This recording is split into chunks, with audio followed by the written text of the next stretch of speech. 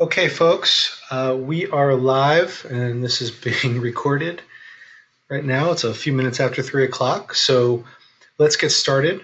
I appreciate everybody joining us for this webinar training on Title II of the Americans with Disabilities Act that's specific to state and local government services. And this is part of the ADVSD training series. And so it's great that we've got some folks joining, and we will also be making the link to the recording available afterwards. For those who have just joined us or are on, just please a reminder to mute yourself and use the chat feature so that we have a clean recording. And you can always let me know through the chat feature if there's any technical difficulties or any issues or questions that come up, and we can do our best to resolve them. So let's get started. This should run probably about 40 minutes or so, and we should have some time at the end for any kind of questions, and we can either do those live talking or through the chat option when we get there. So I will just dive right in. My name is Jonathan Oster. I'm the Civil Rights Administrator with the Office of Diversity and Equity here at Multnomah County, and we partner with a lot of different departments and programs across the county in supporting their work. And one of the things that we do is ensuring that we're in compliance with civil rights laws. And one of those civil rights laws is the Americans with Disabilities Act. And so as part of the training series that ADVSD is putting on for potential applicants to upcoming RFPs, we are offering this particular training to ensure that all entities that are going to be contracting with the county are able to ensure that they're in compliance with the Americans with Disabilities Act, and specifically with Title II. And we'll go over those distinctions here in a little bit. Let's see if I can get this slide to start working. There we go. So the goals of this webinar are to provide an overview of the Americans with Disabilities Act,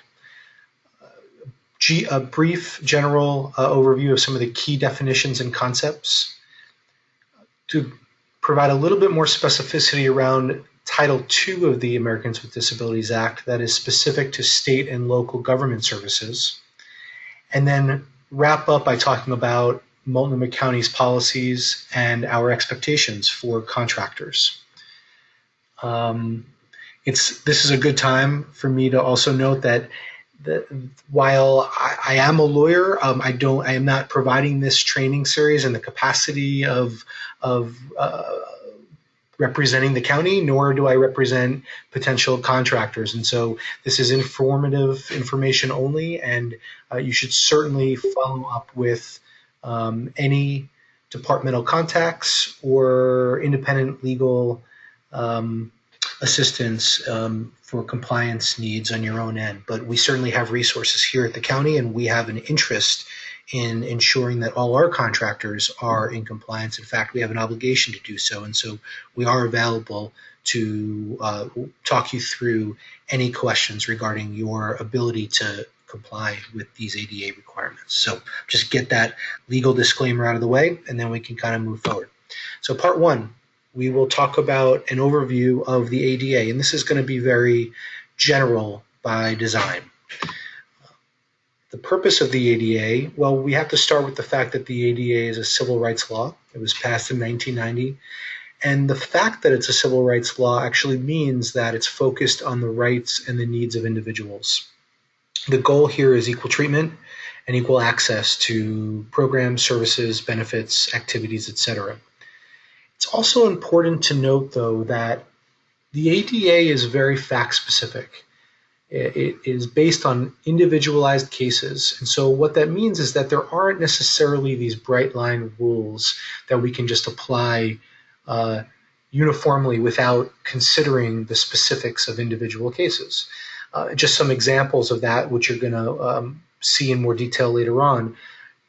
How do we know who a qualified individual with a disability is? Because those are the folks that are protected under the ADA. Well, it actually depends.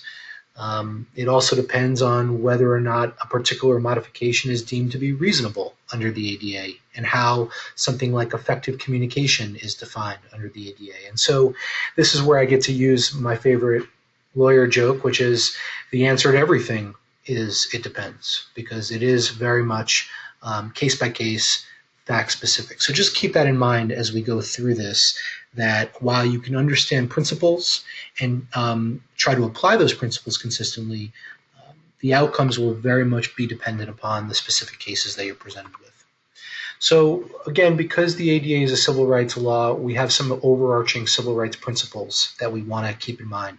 The first is really equal opportunity and integration.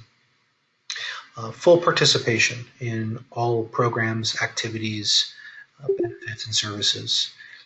Independence is also a key civil rights principle at play here under the ADA, as well as economic self-sufficiency. So it's helpful to keep these in mind because this is really the overarching goals.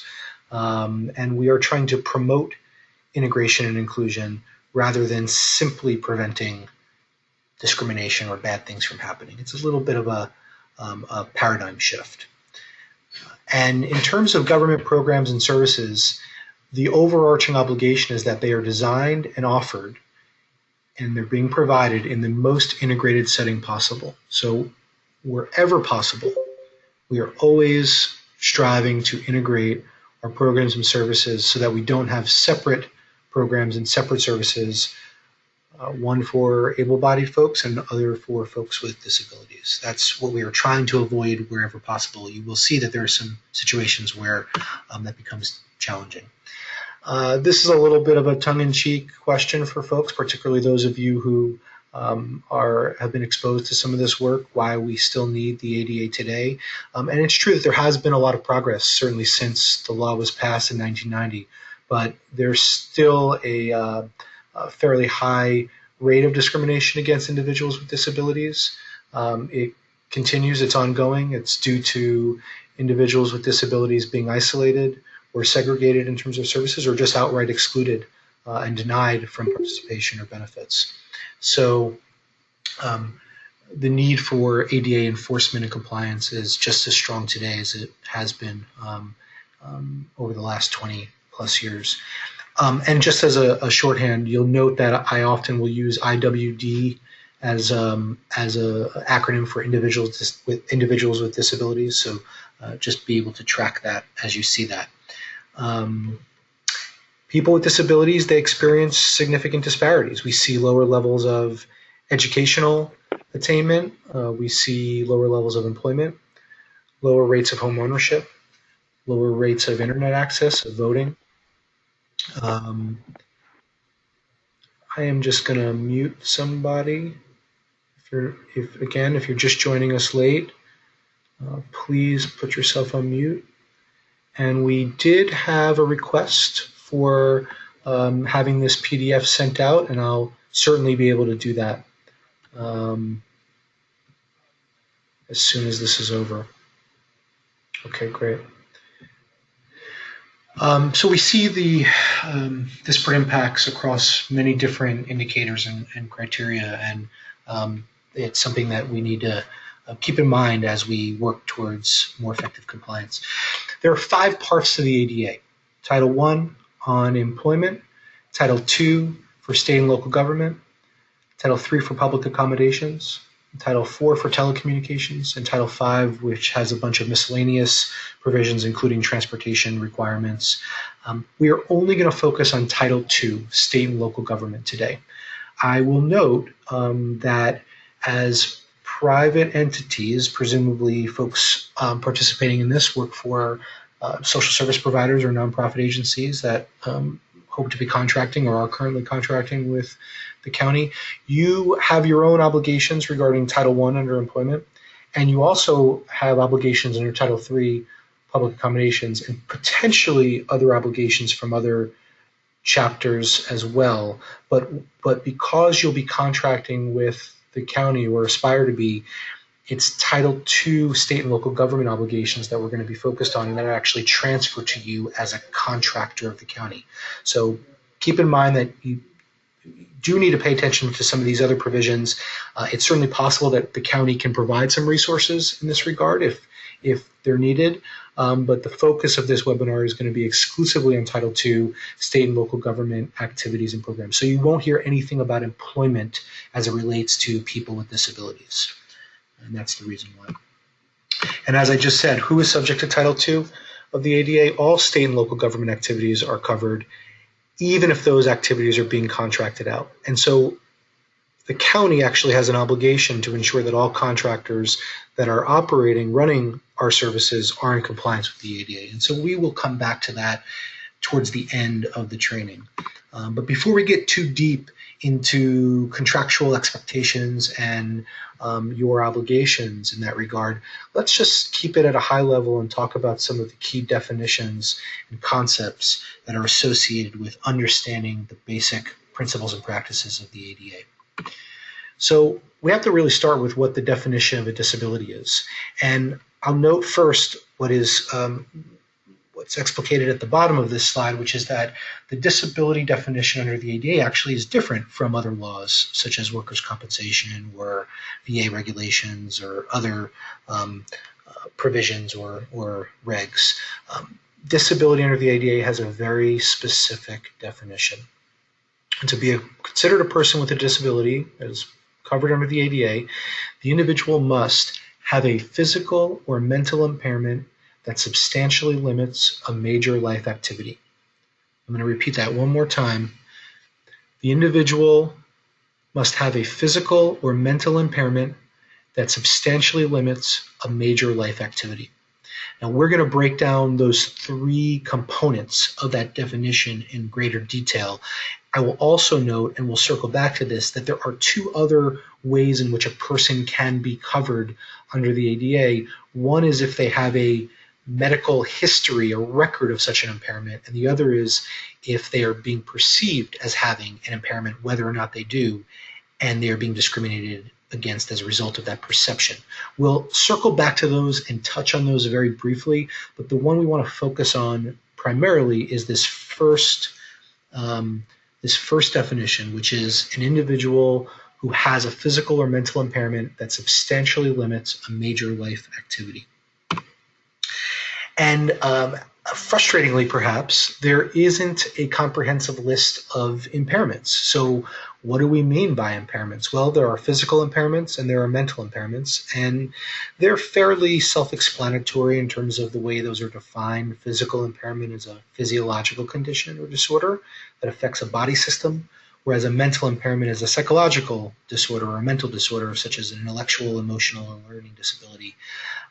But it's important to remember that not all impairments are disabilities as defined under the ADA. So if you identify an impairment, that's just the first step in ensuring that an individual is actually covered, is protected under the ADA. And why? That's because under the ADA, an impairment is only a disability if it, again, substantially limits a major life activity. So we now have to explore what those other components of that definition mean. Similarly, there isn't a clear, bright line definition of what substantial limitation means. We have some factors that we consider in thinking about whether or not a particular impairment is substantially limiting someone. And the factors are the nature and severity of the impairment, the duration or expected duration of the impairment, and whether the impacts associated with that impairment or resulting from that impairment are permanent, long-term, or even anticipated. Now, I should say that in listing these factors, it's not to suggest that it's exhaustive or that there's any specific determination that's required in considering these factors. What I mean is you could consider a particular impairment, and remember, it's in the context of a specific individual and a specific set of circumstances where it's very short-term, but you might still find that it's substantially limiting. And of course, the individual may be asserting that it's substantially limiting, and that carries a lot of weight in doing an assessment of whether a person is qualified under the ADA. So these are things to kind of keep in mind, but I would encourage you not to worry too much about a rigorous application, and you'll see why here in a second. That's because when we talk about major life activity and whether the impairment is substantially limiting, and if so, is it substantially limiting of a major life activity, we have to think about what those major life activities are. And again, perhaps, unfortunately, there is no comprehensive list, but we do know a lot of the different types of major life activities that are generally accepted as such. And they're going to be the things that we do in the normal course of our day-to-day lives and routines. I won't read all of these under this list, but you can just see that they're basic activities, right? Being able to take care of yourself and performing basic manual tasks, things associated with communication, seeing, hearing, eating, sleeping, walking, sitting, standing. Now I am just reading them, but you can kind of see that they're all the things that any typical person would consider to be the routine things that they depend on day to day to function. It also does include major bodily functions as well. So while those aren't necessarily actions or activities, there are things that might happen internally and biologically, those are also considered major life activities depending on the circumstances. So, let's just break all this down. We've got to figure out whether or not a individual who's presenting as a person with a disability is in fact covered, and we really should be using common sense approach. We should not be immediately calling for or relying on medical or scientific evidence. And I think this is somewhat counterintuitive for folks. I think folks tend to believe that it is medical based. And while there may be a medical basis for it, the vast majority of these assessments should be relatively quick, easy, based on common sense, and really based on the condition that a person is facing in their life. So a real life example. What is this person's ability to perform a major life activity or multiple life activities compared to how most people in the general population do so? It is really kind of a reasonableness test that anybody can assess without the need for or reliance on medical or scientific evidence. So I really want to emphasize that point, that this is not something that you need to be a lawyer for or a doctor for. The vast majority of us should be able to kind of talk through these assessments. And so some of the really quick and easy ones that we really shouldn't need to think too much about are listed here. Things like deafness or blindness or intellectual disabilities or missing limbs or mobility impairments. And you can see a continued list here. There are also others that are generally accepted, but not always, because there might be some circumstances where, for example, someone with asthma does not require any type of modification or accommodation and is actually able to live with that asthma, perhaps with the use of medication and inhaler, really free of any substantial limitation on their major life activities. Now, that might impair them with respect to strenuous exercise or things of the sort, but that may not actually factor into the interaction that you're having with this individual person. So it just, while they may be protected under the ADA or covered in some specific set of circumstances, it might not be under the set of circumstances that you're presented with. So not always in some of these other cases, but maybe so, depending upon, again, the specific case. There are also some impairments that the ADA really never allows. Those are things like basic physical characteristics. So, your eye color or hair color can never be considered an impairment under the ADA. Kind of normal deviations in height, weight, or strength within kind of the normal boundaries. Again, normal being a somewhat subjective term, so there certainly is some opportunity for disagreement on the margins of that, but the typical deviations are not considered impairments under the ADA. Basic personality traits. Sexual orientation or gender identity is not currently, well, certainly sexual orientation, that change has been made a long time ago, but gender identity is not currently included as an impairment under the ADA, although there are certainly arguments that it can cause a significant amount of mental stress and anxiety. And so I think there is perhaps a case to be made there, but the federal law does not recognize it at the moment. And things like being addicted to drugs or certain types of compulsive behaviors are typically not ever really recognized as impairments under the ADA. Also, a little bit more complicated might be these temporary non-chronic conditions that have short duration and little to no long-term residual effects. You can see some examples there. They typically are not considered impairments under the ADA. Okay, so let's just look at a few examples of this. A person with partial or complete vision loss will almost always be considered to have substantial impairment of a major life activity and is therefore being covered under the ADA. And that's true whether or not that person uses any kind of corrective lens or mitigation device. Now, conversely, somebody with 20/40 vision usually is not considered to have a substantial impairment of a major life activity and is therefore not covered under the ADA. And that really is regardless of whether that person uses corrective lenses or not. So you can see really the difference between whether someone's covered or not is a matter of degrees. It's a matter of the degree to which that major life activity, which is in this case seeing, is substantially impaired or not as a result of the condition. So it is very fact specific. Here's another example that kind of shows that tension point. Someone might have a mild form of arthritis, but they still are able to perform manual tasks and lift items, and they typically won't be considered as having a substantial impairment of a major life activity, and they won't be covered under the ADA. But that very same person might, also have mild osteoporosis, and together with the arthritis does significantly restrict their ability to perform manual tasks, and so then they are considered covered under the ADA. So again, it's a matter of degrees. I wanted to go circle back to just those other two ways in which someone might be covered. We talked about an impairment that substantially limits a major life activity, and so we've covered that. These other ones, again, are whether someone has a history or a record of a qualified disability, whether or not they're currently impaired, and that also includes things like having a history of cancer or heart disease or other type of debilitating illness, whether it's controlled or cured or remission.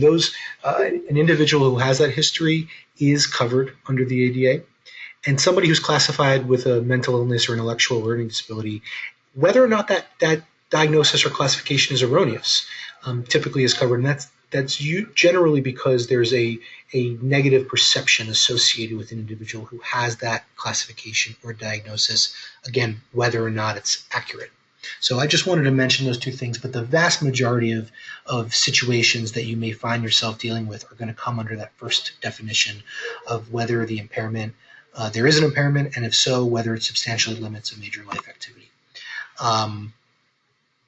Regarded as having an impairment, again, we are concerned, I covered that a little bit in this last bullet under being classified with a mental illness. It's its own definition in terms of who's qualified, and it's again based on that perception of a disability, whether it's due to stereotypes or misconceptions, and so we are concerned with that as well. The law is concerned with that, but it's less often that you'll find those situations. Okay, we've talked a little bit about what a qualified person with a disability is, but we actually have to give that some caveat, because just because there may be a determination that an individual has an impairment that substantially limits a major life activity, they may not be qualified for the purposes of ADA protection. And that's because not everybody who has a disability under the ADA is entitled to a specific benefit or service or program. They may not be qualified. And so there may be eligibility criteria that are legitimate and necessary that may preclude somebody who does have a disability from otherwise receiving those services. We'll come back to that later. I think it's just important to know at the outset that it's not just a slam dunk, that just because you might be covered under the ADA in terms of a disability, you may still not be eligible for a particular program. So it's important to look at that eligibility as well, and we'll do so towards the end. And it's just an example of that really briefly now, so that you can understand a real life example. We may have a program that is targeting or catered to senior citizens and requires participants to be at least 55 years old. And that agency providing that service may decline to serve somebody who does have a disability but who is younger than 55, even if they have great need.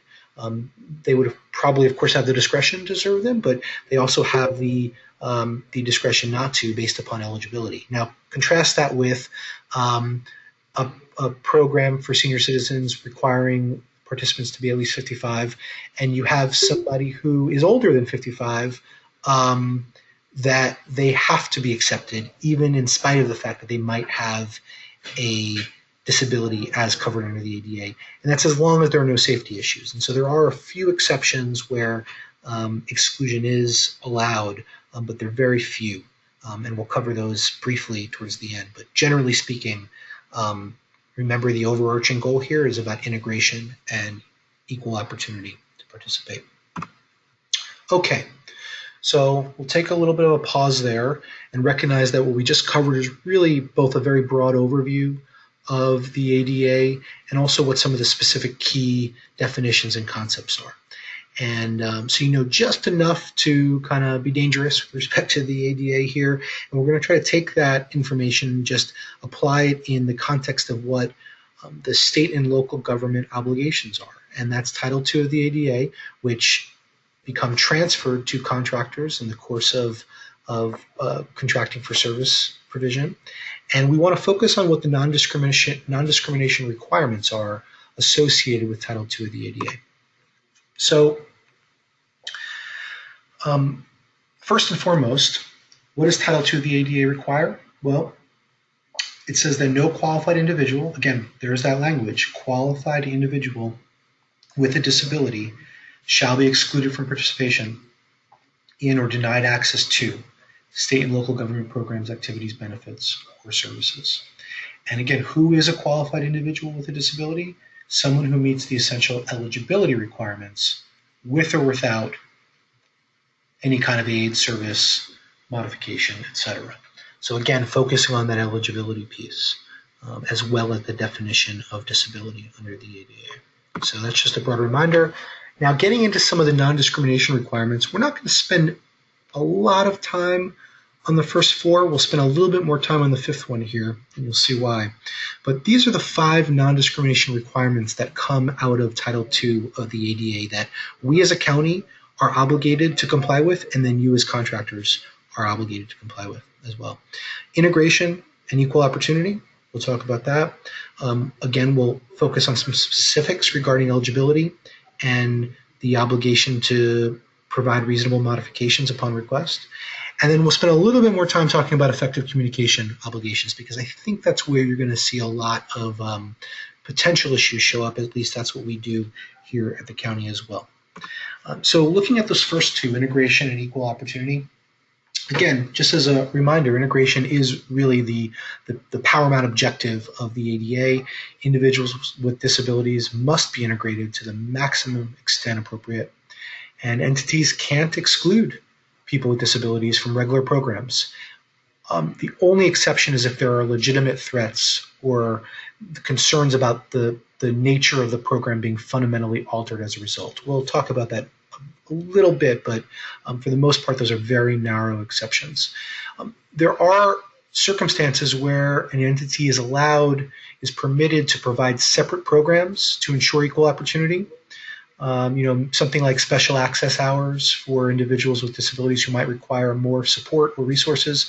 However, entities cannot require people with disabilities to avail themselves of these separate programs. We can offer them, but people with disabilities get to choose. I think that's very important to remember, that while we may provide alternative options, we cannot exclude people with disabilities from choosing whichever option, either the regular program or a separate special program, depending on their desires. Here's some examples of that. So we may not exclude a person in a wheelchair from an exercise class, let's say, if it's in terms of providing some type of access to health services, physical health. We cannot exclude somebody in a wheelchair from an exercise class because they may not be, just simply because they may not be able to do all those exercises, and therefore may not, at least as far as we believe, are able to achieve the same results. So again, because it's not about equal results or equal outcomes. It's about equal access to the opportunity. The only exceptions are legitimate safety concerns, and we'll again talk about that briefly. Contrast that with this other example where an entity may offer a separate exercise class, but again, can't force them to choose, right? So it's something that we can do as a bonus, but not something that we can force people into. Looking at eligibility criteria as well as the obligation to provide reasonable modifications, we cannot use eligibility criteria that screen out people with disabilities, whether or not it's intentional. I would hope that there are no intentional criteria, eligibility criteria being, or intentionally discriminatory criteria being applied. Far more frequent is when it's unintentional, unintended, and it results in disparate impact without staff being aware. The only exception to that is if the criteria are necessary for the program or activity. And again, these are legitimate safety requirements that are based on real risks, not just hypothetical stereotypes or conjecture. We'll talk about that a little bit here in some of these examples. When we talk about reasonable modifications, we may find that in spite of eligibility criteria and program design, there's a request that the way in which we provide services, our policies, practices, procedures, may need to be modified when needed to ensure equal opportunity to participate. And really the important thing to remember here is that entities have to be flexible and adaptive, that we may be presented with situations where an individual wants to participate and we might have not anticipated the barrier that they're facing, but we have to be able to adapt and modify our programs, practices, procedures to allow for full participation. The only exception is if that modification would fundamentally alter the nature of that service. And that's a very narrow exception. That's not going to be very common, that you're going to find fundamental alteration. So let's talk about just some quick examples based upon eligibility and reasonable modifications. So let's say the county is sponsoring a freestyle swim class. So this is a little bit more of an advanced class without the same level of kind of introductory structure and safety. And this class requires that participants be able to walk in order to participate, that they be mobile without the use of a mobility device. And this would be an example of something that was unintentionally discriminatory, perhaps, hopefully. And it would be based on the assumption that people who can't walk probably can't swim well enough to participate in an advanced freestyle class. So while that might seem like it is reasonable, it actually is an unnecessary blanket exclusion and would violate the ADA, because we shouldn't assume that somebody in a mobility device may not also have advanced level of expertise in terms of swimming. And so a better approach would be is if the county was sponsoring a freestyle swim class, require there to be a beginner's class first, some type of prerequisite, even including perhaps a test, which would be lawful, passing the swim test to gain eligibility for that more advanced class. And again, that's to ensure safety. And so when it's legitimate safety concerns, you're allowed to impose certain eligibility criteria that provide that level of safety that you believe you need for that program. So that's just an example of how you can kind of parse out whether eligibility criteria are allowed. Talking about, and I'll just go back, and while I didn't specifically talk about modification, what theoretically should happen here is that if the county is requiring individuals to walk in order to participate, and they become aware either through a self-assessment or self-evaluation of their program or because of a complaint that individuals are being excluded, they would be required to modify that program, that activity, to allow for participation. And the way they could modify it is, again, by requiring a prerequisite of some sort to ensure safety. So that's how these two things, eligibility and reasonable modifications, can kind of work in tandem or work together. The final non-discrimination requirement under Title II of the ADA is effective communication. And the requirement here is to ensure that all communication with individuals with disabilities is as effective as communication with everyone else. And we're really talking about individuals here with vision, hearing, or speech impairments, and impairment that, again, substantially limit communication ability, communication being a universally accepted major life activity. And this applies to all government programs, services, or activities. And that would include all the programs and services provided by contractors.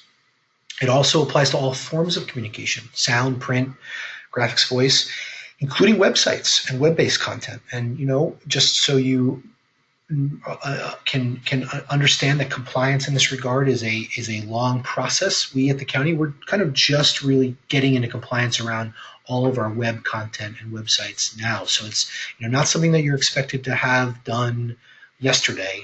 It is certainly an ongoing process, but our expectation is that you're moving towards this type of full compliance. Again, the only exception here is for undue burden or hardship. So if it's financially burdensome or just really not feasible to ensure effective communication in a particular manner, usually though there is a less costly alternative. We'll talk about that in a second.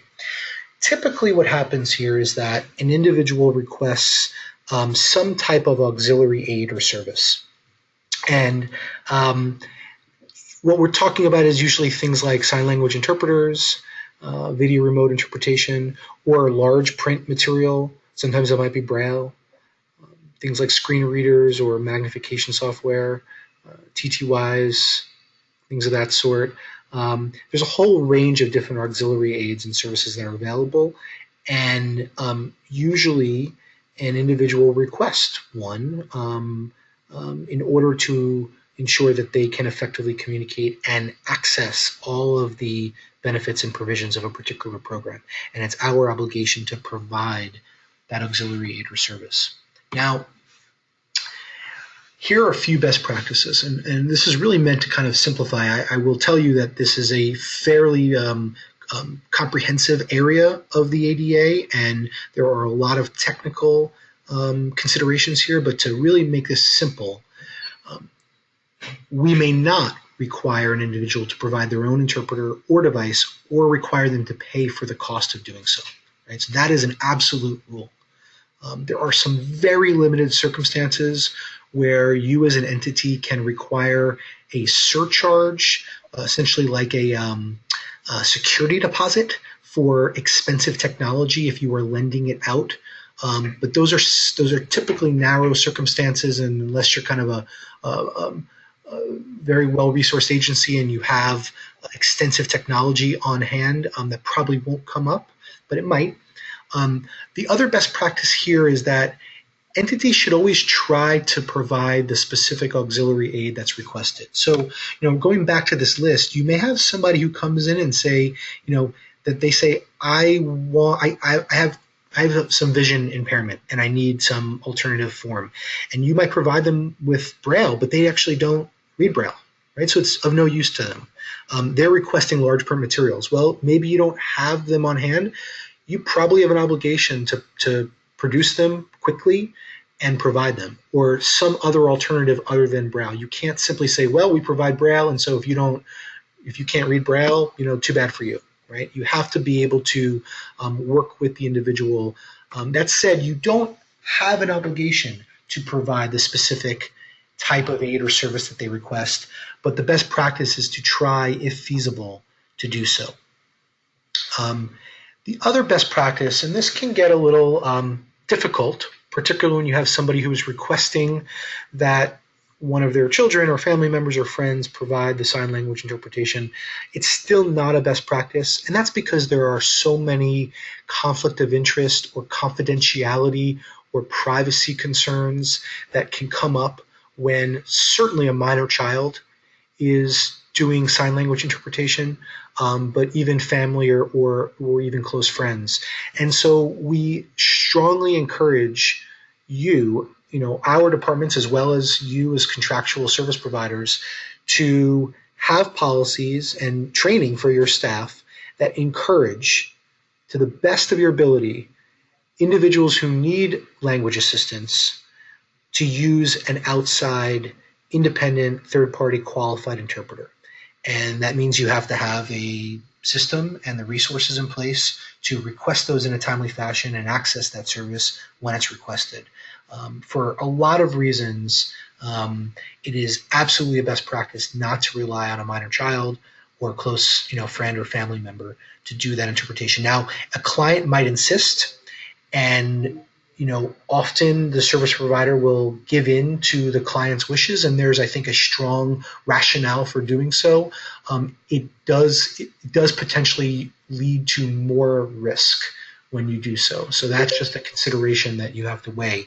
And certainly if there's an emergency situation, particularly if it's an emergency health situation and there's no qualified interpreter that's available immediately, then of course the emergency situation is going to outweigh those potential liability risks associated with using a minor child, family, or friend. But under normal circumstances, we should try to avoid that. So here are just some examples. Oh, somebody's not on mute, so I'm gonna. I don't see anybody. A couple people not on mute. I'm gonna mute you. Gotcha. Okay. So a person with vision impairment, they informed the service provider that they couldn't read the consent form and they needed a large print alternative or electronic format that they could blow up or magnify. The entity is required to provide that alternative format. I covered that a little bit just before in terms of the context with Braille, right? You can't assume that one specific alternative is going to work for everybody. And so you need to have alternative formats available. A service provider relies on an unqualified sign language interpreter, again, it could be a family, friend, etc., to communicate with an individual with a hearing impairment. As I mentioned, that entity runs risk that the communication that they provided in using that unqualified interpreter is not effective, and you're just opening yourself up to that potential liability of not being in compliance with the ADA in doing so. So that's just something to really be very cautious about. Okay, so we're coming to the final stretch here. We're right at about 40 minutes in, so this last part should just take a few more minutes to wrap up, and then we can have some time for any kind of questions that might have come up during the training. So this last part is really about what our county policy is, what our requirements are, and what our expectations for you are. And this is going to be necessarily very brief because really what we've covered are the requirements of the ADA already. And so we have an obligation to be in compliance as well as you, not only by virtue of the contractual obligations under Title II, but also your own obligations as private entities under Title III or, again, for employment, which we're not covering today. But Multnomah County, we have two administrative procedures that relate to external clients in terms of their access to service. We have a general non-discrimination policy. It's DEI-1. If anybody wants to access that, we can make that available. It's publicly available. The operative language, which I pulled for you here and transcribed, is Multnomah County will make all reasonable modifications to policies, programs, to ensure that people with disabilities have an equal opportunity to enjoy all services and activities. And if that sounds like language coming out of the ADA, well, that's because it is, right? I mean, we just basically took the non-discrimination requirement in the ADA and we made that our official policy. And I would absolutely encourage all entities contracting with the county to do the same thing if you haven't done so already. Our second administrative procedure relating to this is DEI-2, and that's specific to language access and effective communication. And I will note here that what we've chosen to do is treat effective communication under the ADA in the same vein as we treat our obligations to language translation or interpretation to limited English proficiency communities. And that actually comes out of Title VI of the Civil Rights Act of 1964, which is another civil rights law. But I think there's a good reason to treat both of these language and communication obligations in a similar fashion. And there can be a tendency, depending on your situation, to focus on one or the other, and it really makes sense to focus on them together. And so we've done so here by having a universal language access and effective communication policy. And specific to the ADA, Multnomah County will provide reasonable accommodation and appropriate auxiliary assistance to support accessibility and effective communication for qualified persons with disabilities, to ensure integration and equal opportunity. And you will recognize some of the overarching goals of the ADA right there, and some of the kind of key concept language that we've pulled and put right into our effective communication policy.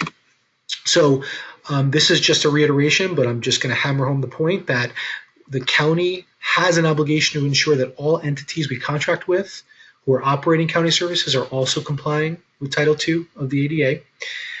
And that those contracts will include some type of compliance language with the expectation that the contractor is meeting those compliance standards. Now, I will say that our enforcement of those compliance standards probably is not as robust, and that is a good thing, I think, because we're all working to try to improve our consistency and compliance in our practices and policies and procedures.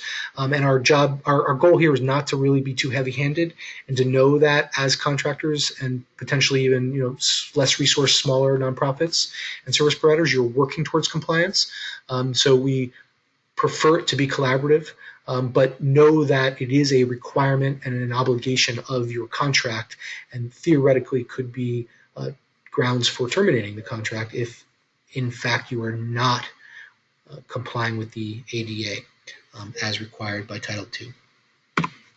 The administrative requirements that flow from Title II, and these are the ways that we try to ensure we're in compliance.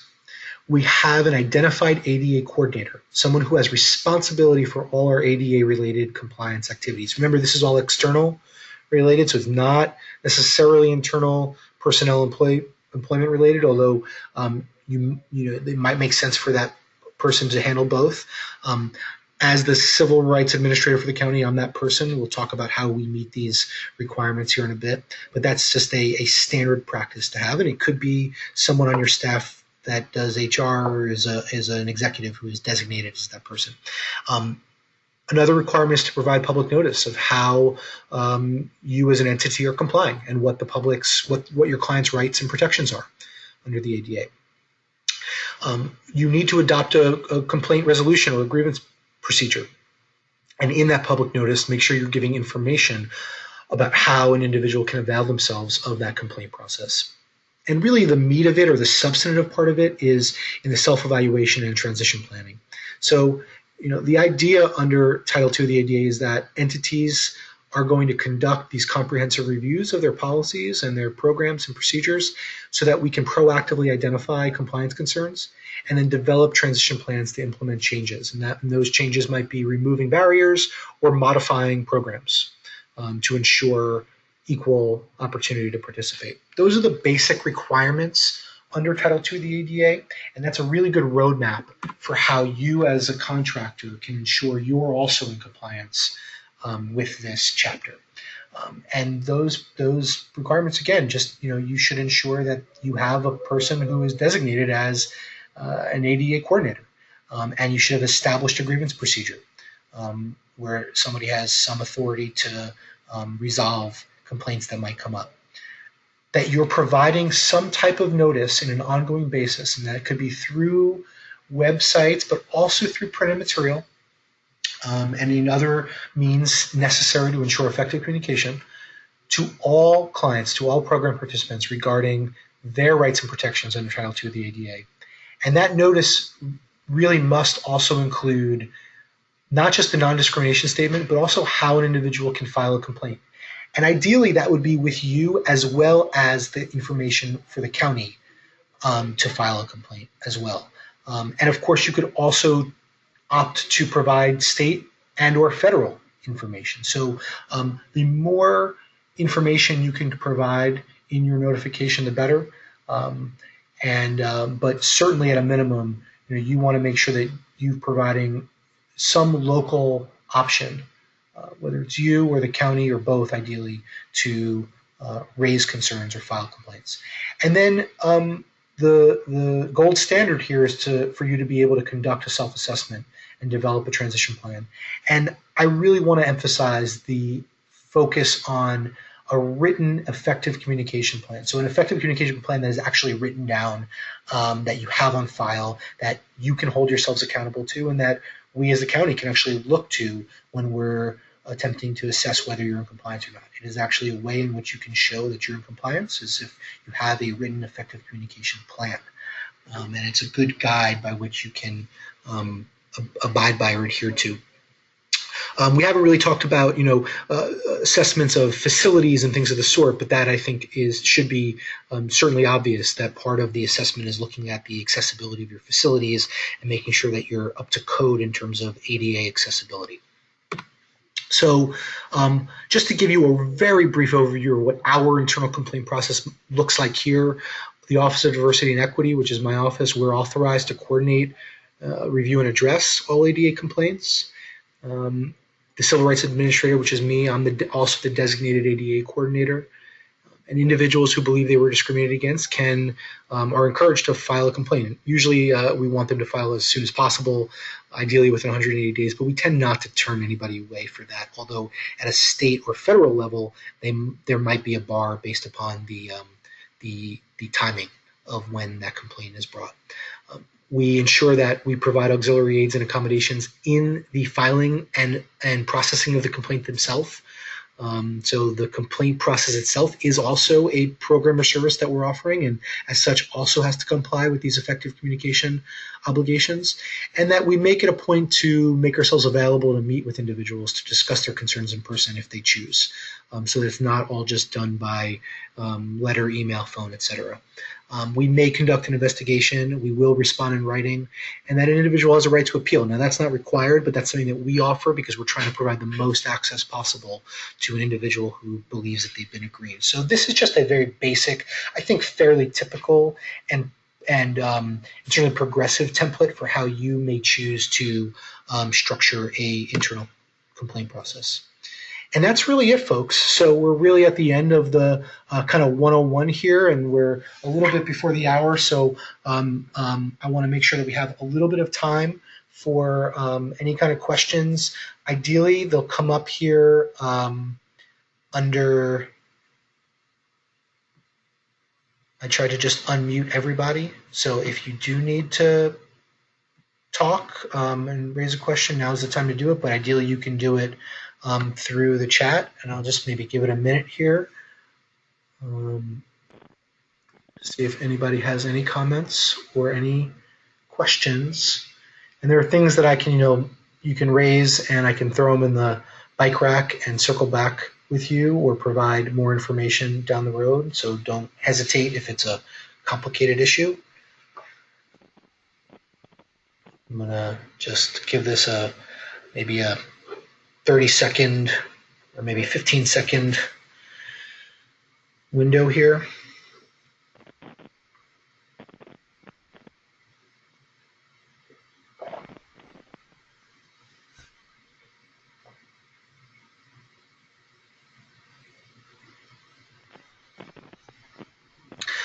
Okay, well, not seeing any takers, I think we will. Oh, we did get something. Vaughn, thank you. Let me see if I can pull up.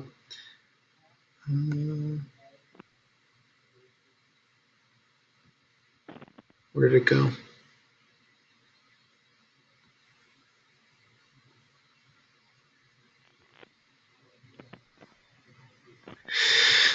Vaughn, I got a comment from you, and it popped up briefly, and then it disappeared. I think it had to do with... Hi. Hi. Oh, here it is. I got it. Can you hear me? Yes. Oh, you did. Okay, I'm going to mute myself then. Okay, so I don't know if everybody can see this, but Vaughn is asking whether one of the target populations for this RFPQ opportunity with ADVSD is to older adults. And the question is, are we saying that we need to include individuals with disabilities in those services? And And the answer is yes, as long as there are no eligibility requirements that are necessary, and an individual wants to avail themselves of a specific program or activity. And there'd be nothing in, obviously that's where the exceptions could apply, is modifying the particular program to serve individuals with disabilities going to fundamentally alter. Oh, I'm going to mute everybody here. Would modifying that program to serve individuals with disabilities, cause a fundamental alteration? That's a very fact-specific question that obviously I can't answer in the hypothetical, but generally speaking, yes, any program or service that you're contracted to provide should be accessible to and available to individuals with disabilities. And again, given kind of the broad way that can be defined and interpreted in terms of who is covered and who is qualified, you may in fact find that a lot of older clients have disabilities that are recognized and covered under the ADA as well by virtue of advanced age and the impairments that are associated with that. So the short answer is yes, although the nature of providing those services may be very specific to the particular program. And so you certainly can follow up with more specific questions if you have those. Thank you for that question. We got one. Happy about that. Let's see if there's any others. I don't think so. So let's wrap up. Thank you so much for participating. I have listed, not myself, because I'm not really authorized to kind of represent folks, although I am available as a technical resource if questions come up. But I think it's more appropriate for questions to go to your primary contact within ADVSD. That's Rebecca Miller. And there is her phone number as well as her email address. And my sense is you all are probably already connected with her as well. So thank you so much, and good luck, and I look forward to hearing from you if you have any questions. Take care.